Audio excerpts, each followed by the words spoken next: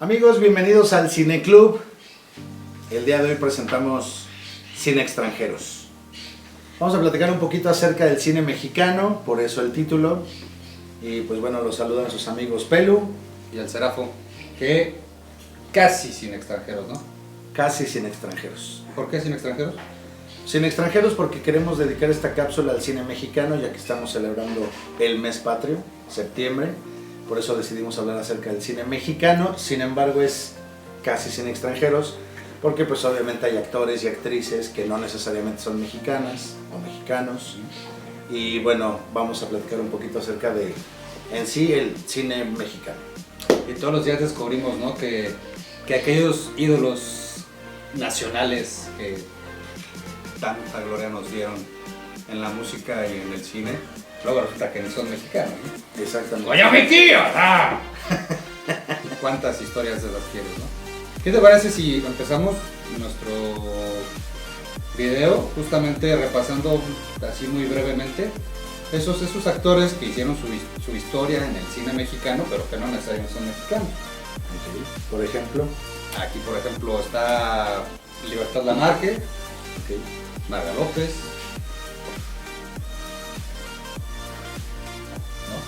sí. No se me vienen a la mente otros actores o actrices que no sean mexicanos.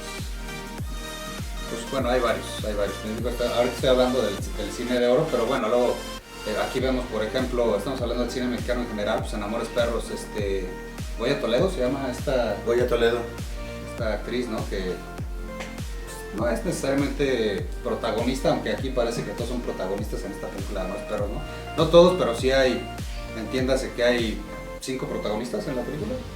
Por lo menos. Sí, porque son las 3 historias, sí, son 5 protagonistas.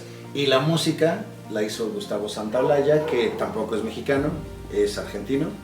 Estuvo nominado al Oscar, ¿no?, inclusive por este score de la película Amores Perros. Pero bueno, regresándonos un poquito a la cuestión de lo que es el cine clásico, hay varias películas que hay que rescatar. Estamos platicando de nuestras películas favoritas. Lo que vamos a decir no es como una lista oficial que hiciera el IMCINE o que se haya hecho un estudio, son simplemente nuestras películas favoritas, para que quede claro, y porque seguramente en los comentarios dirán, les faltó tal o cual película, seguramente nos faltarán muchas más, ¿no?, porque no hemos visto todas, pero de las que hemos visto, de esas son de las que vamos a platicar, ¿no? Entonces, yo quisiera empezar con la trilogía de Nosotros los Pobres, Ustedes los Ricos, Pepe el Toro, que para mí es una joya del cine clásico, una época en la que las películas eran musicales. No entiendo en qué momento el cine se perdió, fue cambiando, fue evolucionando, pero sí hubo una época en la que hacíamos cine musical. Canciones que había dentro de la trama, situaciones que se musicalizaban, era muy común en los años 50. En algún momento dejamos de hacerlo, está bien, se han hecho algunos intentos de volver a hacer cine musical mexicano. Por ejemplo, Fallidos horribles. Recuerdo la de Juan Gabriel que se llamó ¿Qué le vas a decir a Dios? ¿O qué le dijiste a Dios? ¿Qué le dijiste a Dios? Es el ejemplo más claro de lo horrible que puede ser el cine. Se intentó, se hizo un buen intento, yo le pondría ahí una calificación como de 5 porque fue un buen intento, pero al final no salió tan bien que digamos, ¿no? Pero sí hubo una época en la que el cine mexicano musical rifaba, ¿no? Sí, es correcto.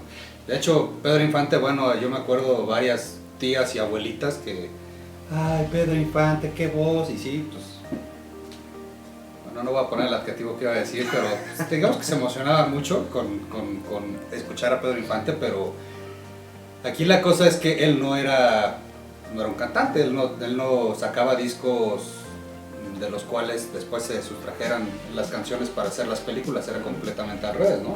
Así que me equivoque porque no me acuerdo del video en esa época, pero así me acuerdo, ¿no? O sea, hasta donde yo tengo entendido, era más bien al revés, o sea, él hacía sus películas y después se hacían como compilados y en base a eso sacaban un disco y bueno, ahí estaba Pedro Infante y su disco, ¿no? Entonces, pues sí, es clara muestra de eso que dices, el cine era muy musical y no necesariamente metías cantantes a hacer las películas, ¿no? Cosa que de repente sí hacen mucho ahora, ¿no? Así es.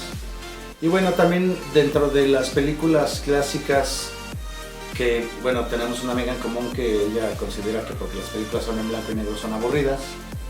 Muchas películas de esa época pues, son en blanco y negro porque era lo que había, ¿no? Obviamente no se inventaba todavía el cine a colores, eso ya fue más como de los años 70 en adelante, pero todas las del cine clásico de oro, de los años 50 y 60, son en blanco y negro, pero no por eso son malas películas.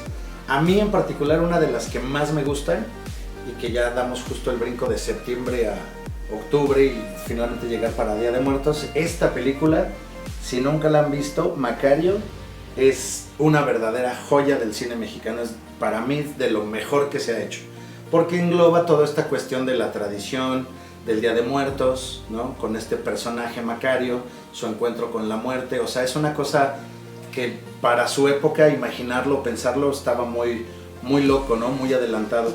Y de pronto llegamos a películas como El Libro de la Vida, como Coco, en donde la gente, wow, nunca se había hecho una película en donde se hablara del Día de Muertos y todo. Nomás hay que regresar un poquito y ver que sí, ya se había hecho, pero excelente película. De mis favoritas, Macario, sí, para mí tiene un 10 fácil. Sí, es una muy buena película y aquí cabe destacar la actuación de Ignacio López Tarso, ¿no? Así es. Que todavía hasta el día de hoy sigue haciendo teatro, me parece. Ya está grandísimo, ¿no? ¿Cuántos años tiene el señor? Creo que ya sale de Árbol, por ahí en las obras de teatro, no sé de qué salga. De Árbol Sabio. De Árbol Sabio, sí, eso sí. Yo creo que debe tener ya casi los 100, ¿no? Seguramente. Ahí lo vamos a investigar para ver cuántos años tiene Ignacio López Tarso y ahí se los vamos a compartir. Vale la pena mencionarlo porque sí, el señor todavía hasta nuestros días pues está haciendo teatro, que es lo que le encanta. Él siempre lo ha Tal dicho. vez ahorita no, porque no hay teatro, pero... Por la cuestión de la contingencia, ya sabe, ¿no? Pero sí, ahí sigue el señor y ha dejado un legado impresionante para el cine mexicano, creo yo, que es de los actores que más valdría la pena destacar en esa época y que sigue vigente hasta nuestros días, ¿no? De estas épocas también a mí me gusta mucho, digo, estas películas de las que estamos hablando es el drama, ¿no? En varios niveles, o sea, esto es drama, no sé si en esa época vivían así toda la gente, pero yo creo que sí hacia el exterior, digo, estas películas, esta trilogía de Pedro Infante, las películas de Luis Buñuel, o sea, era totalmente retratar la miseria, literalmente, del país, ¿no? Pero a mí, en general, sin que sea una película que no retrate la miseria, porque en general las películas de uno de mis actores favoritos de esa época, que es Cantinflas, retratan también claramente cómo se vive en la clase baja y extra super baja del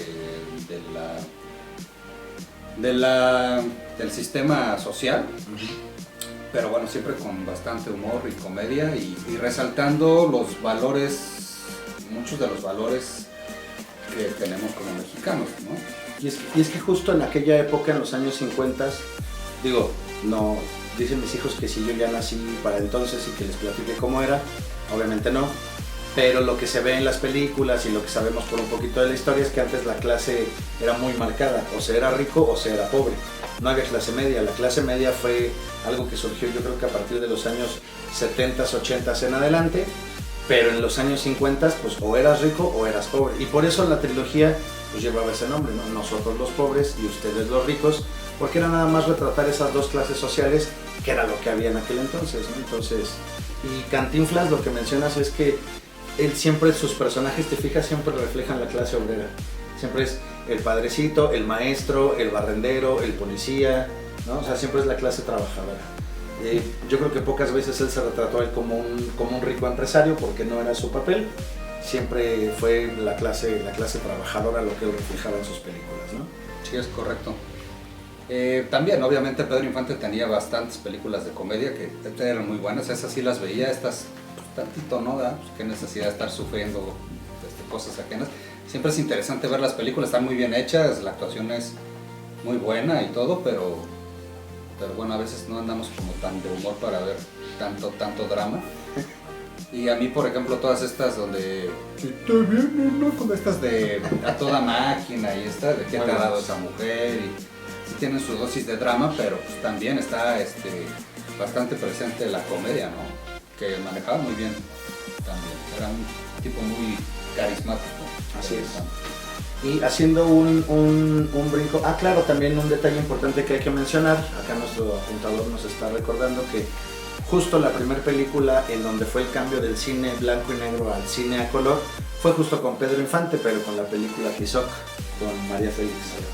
Y a partir de ahí en adelante empezó el cine a colores y ya pues fue un cambio de década y en cuestión de producción, ¿no? Entonces es importante también mencionarlo. Muy bonita esa de Tizoc, ¿no? Yo no sé si la viste en algún momento. Sí, claro. Ahí tuvieron que trabajar mucho con María Félix para que le bajara, porque tenía la voz más gruesa que Pedro Infante, ¿no? Tizoc. Y nomás levantaba la ceja y el otro salía corriendo. Eso es algo que yo nunca he podido hacer, lo de levantar las cejas. Pues levántala nomás así, mira, queda arriba. Una arriba y otra abajo. Bueno, si quieres vamos a pasar ya a la siguiente etapa del cine mexicano, pues si no esto va a durar como 4 horas y media.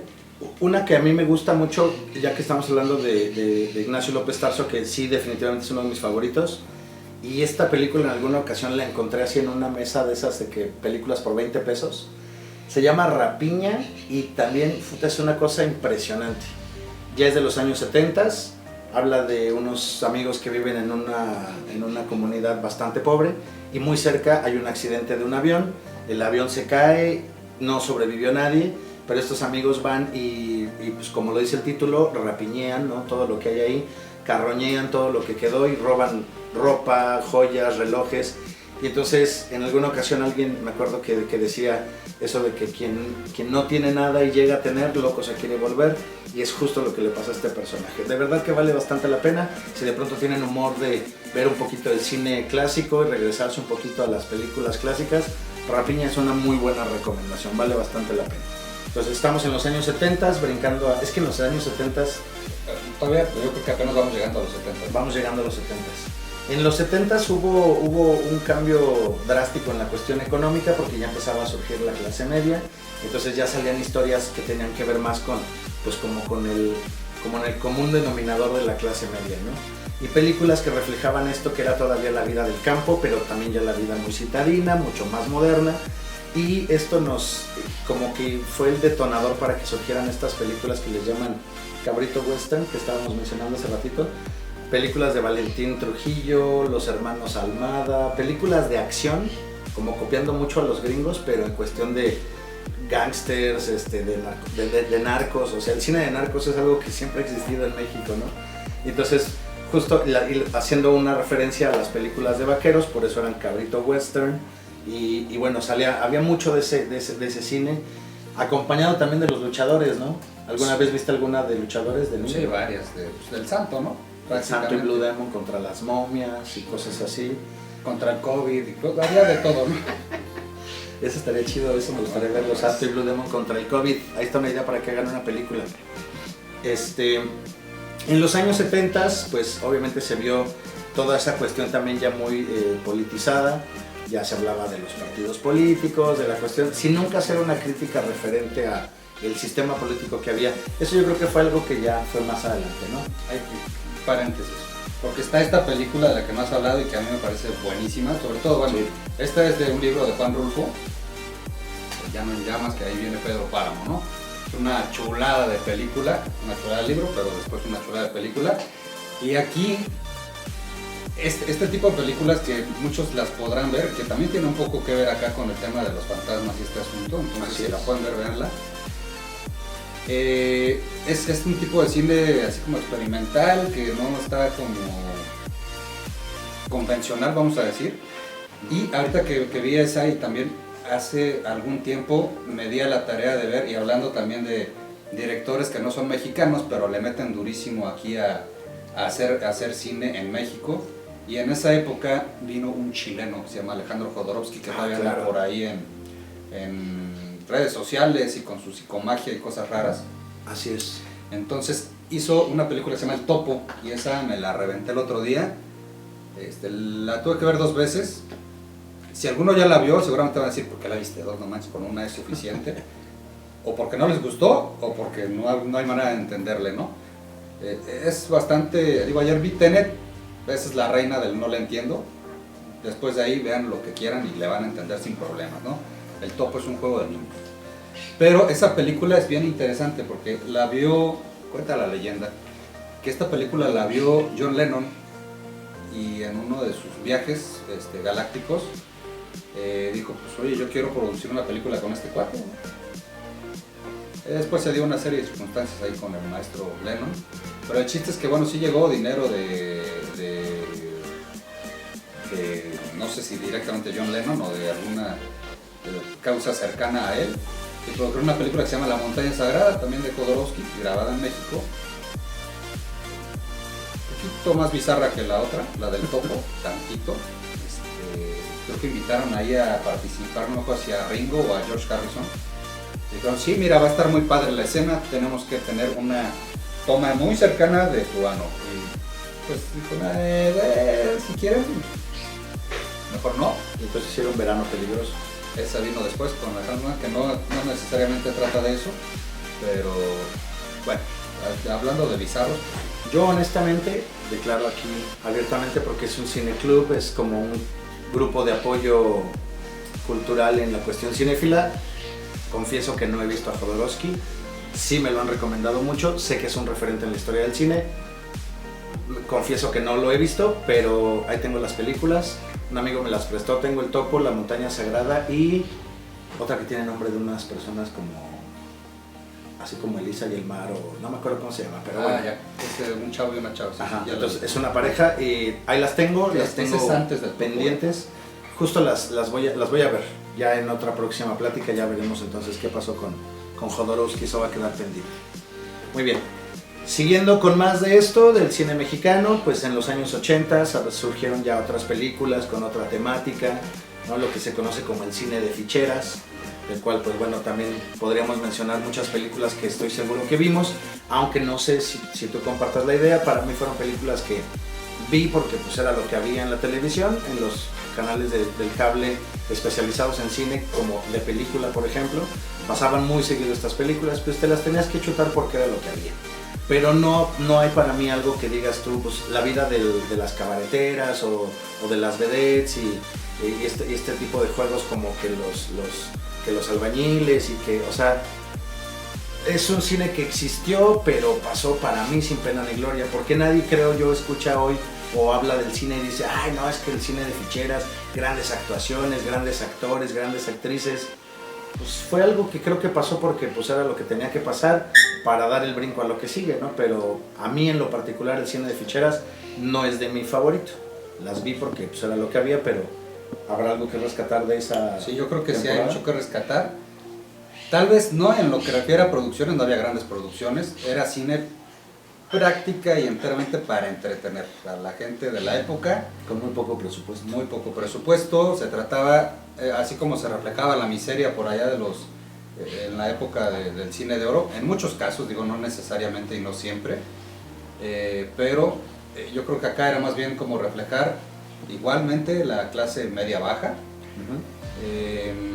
Tal vez no había las grandes producciones ni nada, pero yo creo que sí hay muy buenos actores en la época. César Bono, que después hizo cine serio o incluso teatro, digo, duró años haciendo el cavernícola, defendiendo el cavernícola ahí en el teatro. Y en el Teatro Blanquita creo era, ¿no? Yo no la vi, pero bueno, al final yo nunca escuché un comentario negativo de la obra, y si duró tanto tiempo significa que por algo sería, era claro. bueno.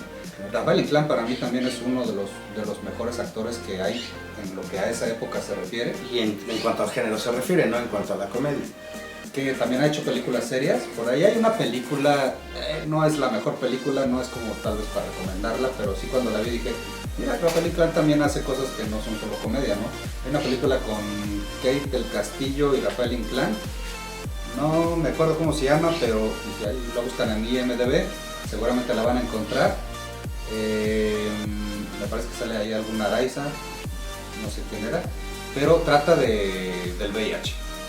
Es una película por ahí de... ¿No es Bienvenido, Welcome?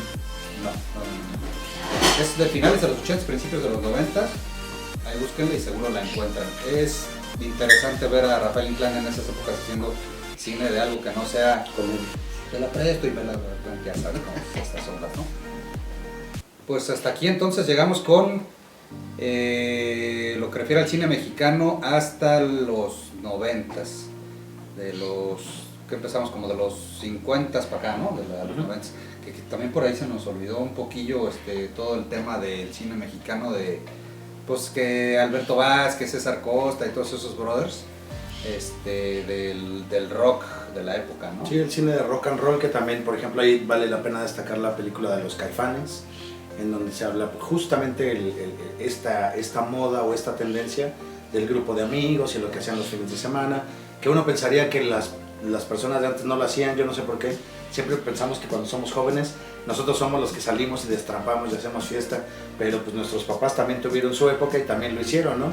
El claro reflejo es esa película, Los Caifanes, vale la pena. Y también esas películas, todo ese cine del rock de la época, servía principalmente, yo creo que para eso lo hicieron, para que nos pudiéramos burlar de nuestros papás, de oye, así bailaban en la época, no manchen, papá, o sea, y te quejas de nosotros, yo no bailo nada, pero bueno, hay una buena razón, ¿no? Yo basta con que vea esas películas y digan, no, pues... Y yo creo que dentro de algunos años verán las películas que ahora hacemos y se van a burlar de nuestra música, de nuestra ropa, de la cultura en general, ¿no? Pero pues bueno, eso también es la parte bonita del cine, que es dejar un legado de este tiempo para las generaciones futuras. Y entonces, amigos, déjenos sus comentarios. ¿Qué les pareció estas películas que hemos mencionado? ¿Ya las vieron? ¿No las han visto? ¿Qué les parecen? ¿Cuáles nos faltaron? ¿Qué otras meterían a la lista como lo más sobresaliente del cine mexicano de esta primera etapa, ¿no? Que hablamos del cine clásico hasta el cine de los 90s. Déjenos sus comentarios, queremos leerlos, vamos a contestarlos todos. Y bueno, pues nos vemos. Suscríbanse, compartan. Suscríbanse, like, compartan. Ya se saben toda la machaca, ¿no? Es que eso ya saben, yo no estoy muy acostumbrado a esto, pero sí, suscríbanse, compartan, dejen los comentarios y bueno, nos vemos en la segunda parte.